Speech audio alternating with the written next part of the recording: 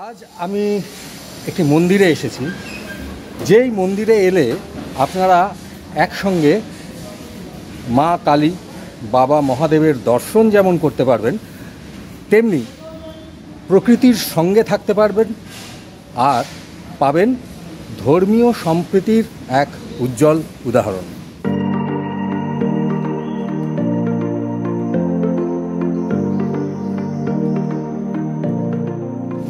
এই মন্দির কোথায়, কিভাবে আসবেন, কি কি আছে পুরোটাই দেখাবো আপনাদের। ভিডিওটা স্কিপ না করে পুরোটা দেখুন। চলুন। এই হলো মূল মন্দির, যেখানে অধিষ্ঠিত রয়েছেন স্বয়ং মা কালী। এই হলো মা কালীর বিগ্রহ। এই হচ্ছে মন্দির চত্বর না, মানে মূল মন্দিরের যে চত্বর, এইটা হচ্ছে সেই জায়গা।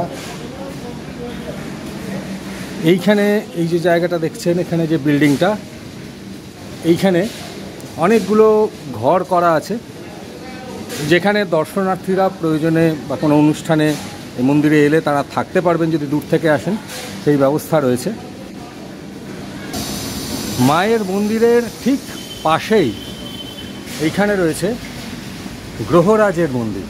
আর এইখানে এই যে একটা বিরাট চত্বর দেখছেন, যেখানে একটু কাজকর্ম হচ্ছে, এই জায়গাটা হচ্ছে মায়ের প্রসাদ গ্রহণের জায়গা। বহু ভক্ত, বহু দর্শনার্থী একসঙ্গে এই বিরাট চত্বরে বসে ভোগ গ্রহণ করতে পারবেন। যে কড়াইটাতে ভোগ রান্না হয়, কড়াইটার সাইজটা একবার দেখুন। এই কড়াইটিতে একসঙ্গে 1 বস্তা চাল এবং 1 বস্তা ডালের খিচুড়ি এই কড়াইটাতে একবারে রান্না করা যায়। আচ্ছা, এইখানে আছে একটি হোমকুণ্ড, দেখুন আপনাদের দেখাচ্ছি। এই যে এইটি হচ্ছে হোমকুণ্ড, যেখানে হোমযজ্ঞ অনুষ্ঠিত হয়। যে এই মন্দিরে প্রত্যেক বছর ফলহারিণী কালী পুজো খুব ঘটা করে হয়। বহু মানুষ বিভিন্ন জায়গা থেকে, দূর দূরান্ত থেকে এখানে আসেন। তাদের থাকার যাতে কোনো অসুবিধা না হয় সেই জন্য এই বিল্ডিং করা। আর এইটা হচ্ছে শ্মশান মানে যারা একেবারে দুস্থ, খুবই গরিব, যাদের দাহ করার মতো সামর্থ্য নেই, তাদের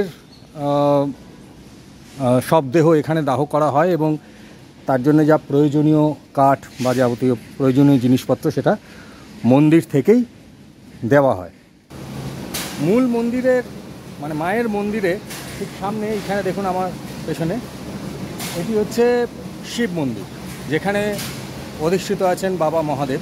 তো এই মন্দিরটি এই যে আমফানের ঝড় গেল, সেই ঝড়ে এই মন্দিরটা ভেঙে গিয়েছিল এবং সেই জন্যে এই মন্দিরটাকে আবার নতুন করে তৈরি করা হচ্ছে এবং তৈরি করা হচ্ছে কেদারনাথ মন্দিরের আদলে।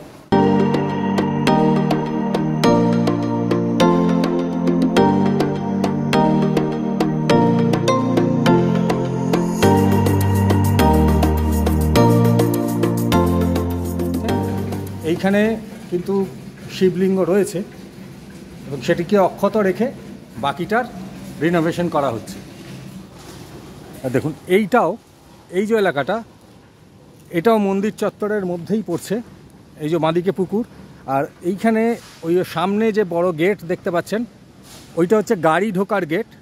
এবং মানে যারা গাড়িতে আসবেন তারা গাড়ি নিয়ে এসে এইখানে এই যে জায়গাটা রয়েছে, এখানে বড় জায়গা রয়েছে, এইখানে গাড়ি পার্কিং করে এদিক দিয়ে মন্দিরে ঢুকে যেতে পারবেন। এই যে মন্দির দেখলেন, এই মন্দিরের প্রতিষ্ঠা দিবস কিন্তু আজ থেকে প্রায় 68 বছর আগে। তো মন্দিরটা পুরোটাই দেখালাম আপনাদের, মন্দির চত্বরটাও ঘুরে দেখালাম। এবারে প্রশ্ন হচ্ছে, যদি আপনারা এখানে আসতে চান কিভাবে আসবেন, তো সেইটা আমরা জেনে নেব। এই মন্দিরের একজন কর্মাধ্যক্ষ, কী নাম দাদা আপনার? আমার নাম গৌতম লক্ষ্মী। হ্যাঁ, গৌতম বাবুর কাছ থেকে জেনে নেবো দাদা, মানে যদি কেউ এখানে আসতে চান কিভাবে আসবেন, তারা কিভাবে আসতে পারেন? নিয়ারেস্ট রেল স্টেশন রাজচন্দ্রপুর, আর ডানকুনি NH6-এর পাশে রাজচন্দ্রপুর থেকে জয়পুর মোড়ের রিলেটেড রাস্তা বালিচামড়াইল রোড, বালিচামড়াইল রোডের পার্শ্ববর্তী জায়গায় হচ্ছে চামড়াইল শ্মশানকালী মন্দির, পড়ার মাঠ, হাওড়া।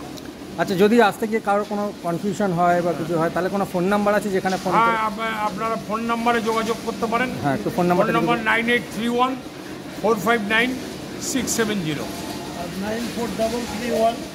হ্যাঁ হ্যাঁ, আরেকটা কি বলুন? 9433164364।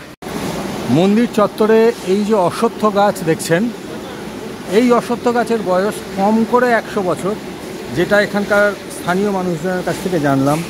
এবং শুধু তাই নয়, ওই গ্রহরাজ মন্দিরের সামনেও এই যে একটি মনসা গাছ আছে এবং তার সঙ্গে একটি অশ্বত্থ গাছও আছে। এদের বয়সও বহু পুরনো, মানে বহু প্রাচীন।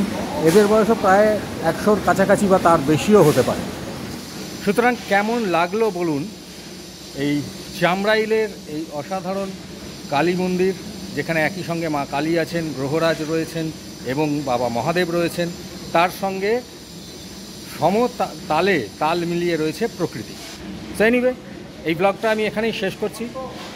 কেমন লাগলো সেটা তো আবারও বলছি, কমেন্ট বক্সে জানাবেন। আর ভালো লাগলে লাইক করবেন, শেয়ার করবেন। আর যারা এখনও আমাদের এই চ্যানেলকে সাবস্ক্রাইব করেননি তাদের কাছে অনুরোধ, কাইন্ডলি সাবস্ক্রাইব করে আমাদের পাশে থাকবেন।